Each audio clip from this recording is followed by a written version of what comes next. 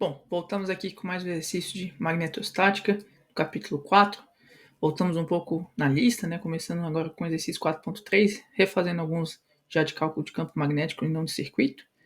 A gente tem no plano OXY, ou seja, a cota Z igual a zero, existe uma corrente dada por essa densidade linear J, o vetor J vale um valor J de corrente, de densidade linear, vezes o vetor direcional I, né? Ou seja, está na direção X, que se estabelece em todo o plano infinito OXY, ou seja, como se eu tivesse uma folha em Z igual a zero, e em toda essa folha, que é infinita, tem essa corrente que está dada pela densidade linear J, no eixo X.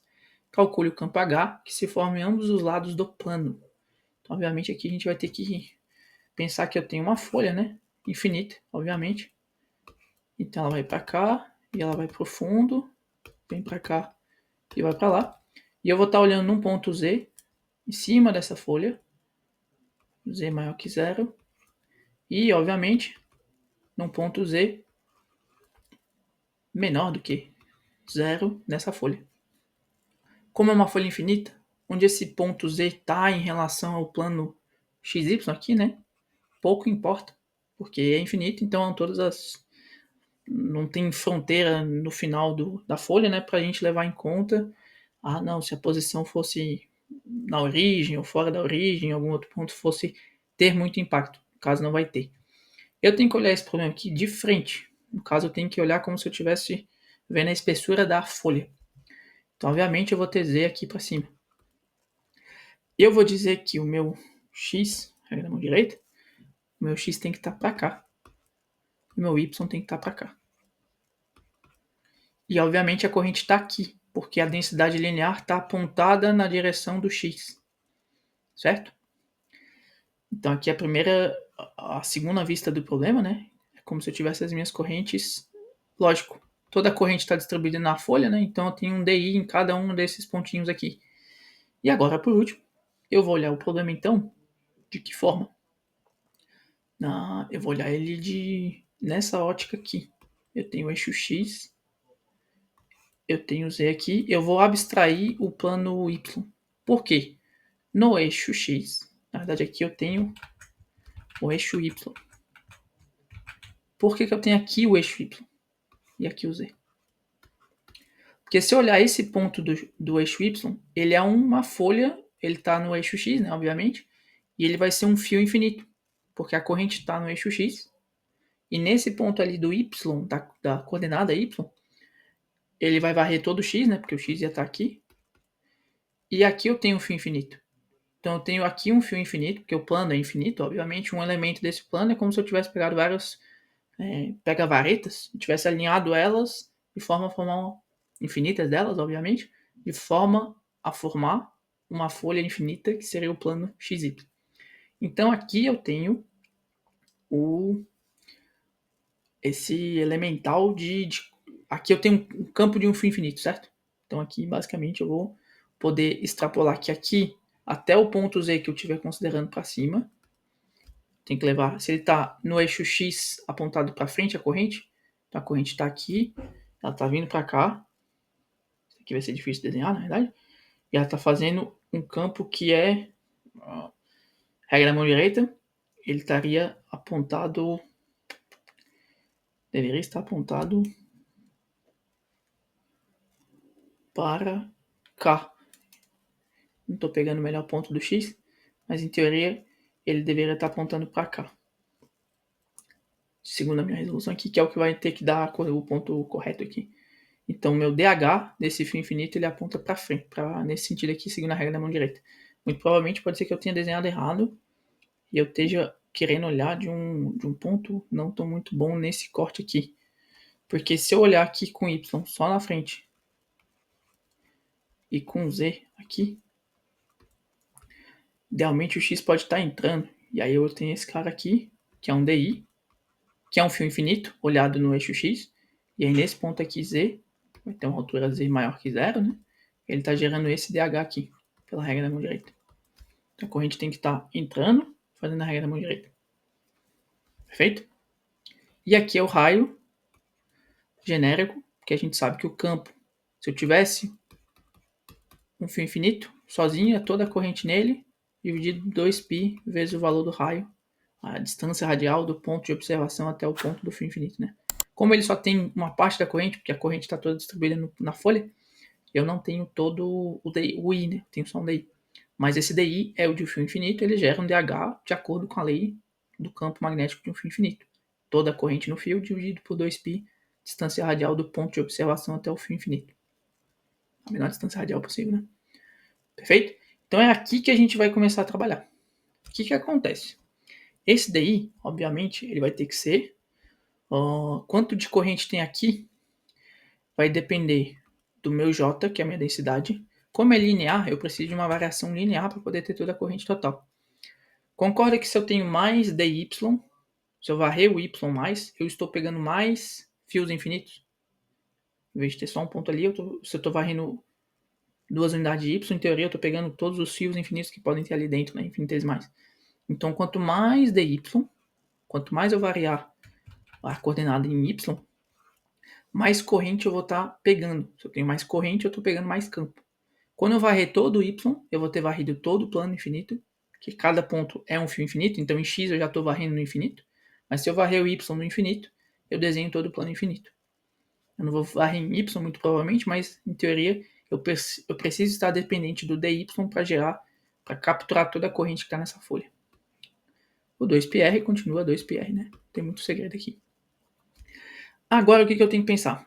Se eu puder integrar nesse ângulo aqui, que eu vou chamar de alfa, eu sei que se eu varrer de 90 graus até menos 90 graus, ao contrário, eu vou conseguir chegar no infinito do y e no menos infinito do y, que é o que eu acabei de comentar. Eu quero desenhar todo esse plano, eu tenho que varrer todo o infinito do y.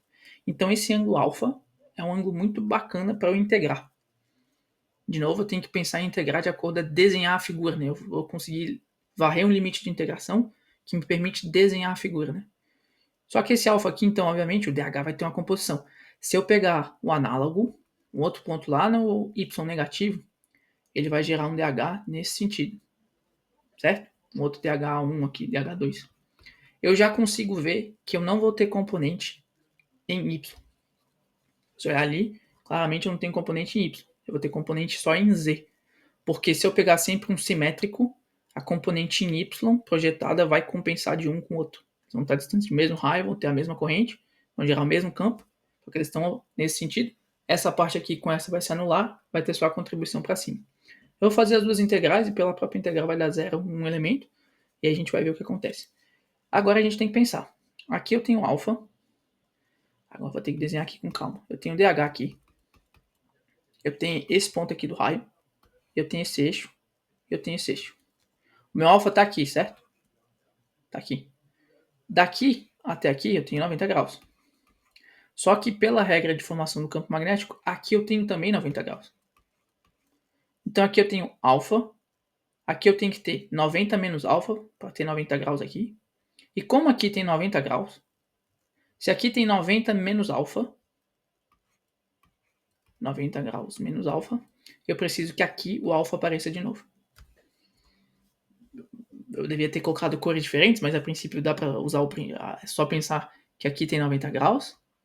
E obviamente entre x, y e z, eu tenho que ter 90 graus também, porque é eixo coordenado. Então se eu pensar que aqui tem alfa, aqui eu tenho que ter 90 menos alfa, e aqui eu tenho que ter 90 de novo, eu tenho que ter alfa aqui. Não tem escolha. Então meu DH está aqui, o alfa que eu comecei a desenhar está aqui, a componente projetada pelo cosseno é o DHY, e a projetada pelo seno é o DHZ. Que a gente já sabe que em Y ele idealmente vai se anular. Então, eu tenho um DHY, que é o DH vezes o cosseno de alfa, e eu tenho um DHZ, que é o meu DH vezes o seno de alfa. E eu agora sei que eu preciso exprimir, transformar o R, que é uma variável genérica que não está em alfa, de modo que, muito provavelmente aqui eu consigo ver um triângulo retângulo que me permite descobrir uma relação que vai permitir eu calcular só em alfa. Vamos desenhar aqui de novo. Talvez mudar a cor, vou imaginar um pouco. Também a interpretação vai ficar melhor. A única coisa que é constante é a altura z. desse ponto de observação, certo? Ela pode ser variável, mas no momento, porque eu posso olhar em qualquer ponto no Z, mas eu sei que daquele ponto ali eu não posso mudar quando eu começar a observar o campo naquele ponto Z. Eu tenho esse raio R, de acordo com o carinha que eu peguei aqui do DI, e aqui eu tenho o alfa, certo? Eu tenho alfa, eu tenho uma hipotenusa, eu tenho um cateto. Eu consigo encontrar uma relação de Z constante, uma função trigonométrica de alfa, que me permite expressar o R. Ou seja, eu consigo expressar o R como uma função de alfa, resolve o meu problema, e uma função de Z, que é constante, então eu posso integrar tudo em alfa. Aqui eu tenho tangente, eu tenho hipotenusa, eu tenho cosseno cateto adjacente, cosseno, certo? Então cosseno de alfa vale cateto adjacente sobre a hipotenusa. Ou seja, o meu raiozinho R em função de Z constante e alfa é Z sobre cosseno de alfa, que também é conhecido como secante. Então, Z secante de alfa, certo? Perfeito. Agora eu tenho que expressar também o Y, porque o Y está como dy ali, né? Aqui na expressão eu tenho um dy. Eu tenho que integrar tudo em alfa. Então, R tem que virar alfa, dy tem que virar alfa. O Y, também aqui eu tenho como, de novo, eu tenho que usar o Z porque o Z é constante. Eu tenho alfa, Z e Y, dois catetos. Eu sei que a tangente de alfa é o cateto oposto, Y, sobre o cateto adjacente, Z. Y vale tangente de alfa vezes Z. Mas eu quero dy, então tem que derivar isso daqui. Regra da cadeia, tangente de alfa é secante ao quadrado de alfa vezes a derivada do alfa vezes o Z, que é a constante. Posso escrever agora dH, também dHy e dHz, em função de alfa, porque R está em função de alfa e Z, que é constante, dy está em função de alfa e de Z, que é constante. Quando eu integro isso em alfa, de menos 90 graus até 90 para desenhar todo o plano, o eixo Y, que vai por consequência desenhar todo o plano XY, que cada elemento que eu estou pegando do dy é um fio infinito, então em x já está percorrendo de menos infinito a mais infinito, eu resolvo o problema. Então, quem é o dhy? É o dH, que é j dy sobre 2πr. Então, j sobre 2π, constante. Quem é dy? Secante ao quadrado de alfa, d alfa, vezes z. Certo? E quem é o r? O r é z secante de alfa. Os z's se simplificam. Secante ao quadrado simplifica com a secante. Eu tenho, então, a integral de j. Ah, perdão, faltou um grande detalhe. Eu tenho que integrar ainda. Eu tenho que fazer dhy, eu tenho que fazer vezes o cosseno de alfa. Então, eu tenho que pegar ainda o cosseno de alfa para poder ter a componente dy. Não é isso daqui que eu queria fazer. Ok. Volta para a caneta. Vezes o cosseno de alfa. Eu tenho d alfa, eu tenho secante, eu tenho cosseno, eu posso integrar esse problema aqui. Certo? Perfeito. Eu agora tenho fazer o dhz. Mesma coisa. J sobre 2π. O dy ainda é secante ao quadrado de alfa vezes d alfa vezes z. O r ainda é z secante de alfa. E agora eu tenho que multiplicar por seno de alfa para ter a componente em z, né? E agora eu tenho, então, basicamente aqui, secante vezes cosseno. A gente viu aqui que 1 sobre cosseno é a secante, certo? E 1 sobre cosseno é a secante. Talvez aqui, quando eu peguei esse elemento aqui, pela regra da mão direita, ele não vai dar o que eu queria. Eu falei que ele ia ficar naquele ponto ali, mas não é verdade. Esse daqui faz isso. Esse daqui vai fazer isso. a gente vai ver, inclusive, a matemática ter que dar. Esse DH2 não está nessa direção, tá? Ele vai estar, eu vou ter que colocar de outra cor, ele vai estar aqui, ó. Na mesma direção espelhada do DH, em relação ao eixo Y. Então, a componente em Z que vai se anular, e a em Y que vai ficar com o valor resultante que a gente vai encontrar. As integrais aqui iam acabar concluindo o mesmo problema, né? Mas, de novo, o Z simplifica com Z, secante ao quadrado simplifica com secante.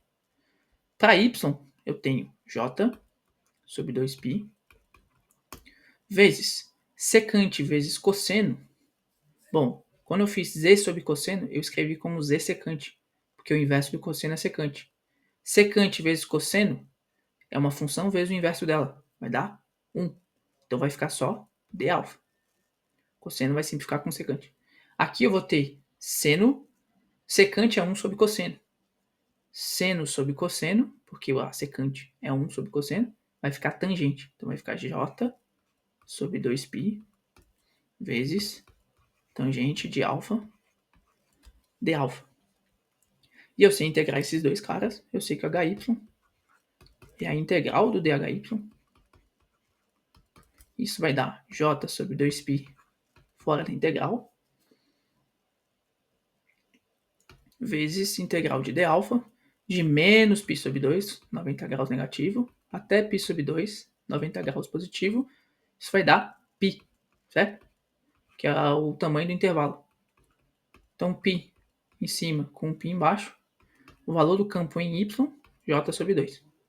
Por isso que o desenho do vetor que eu tinha feito estava errado, porque de fato a gente viu que só campo em y que sobrou.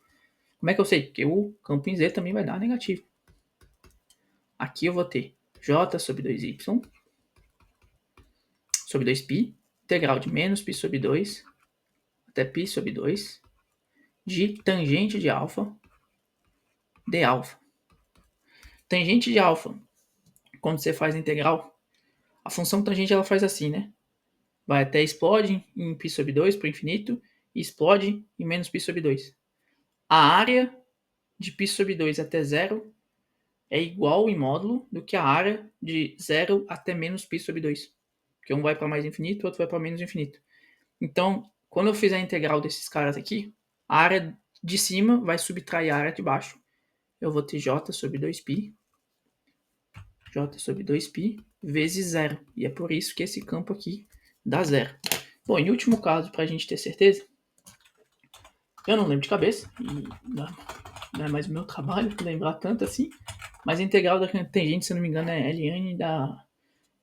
ln do cosseno. Pode ser isso aqui. A integral da tangente é ln da secante.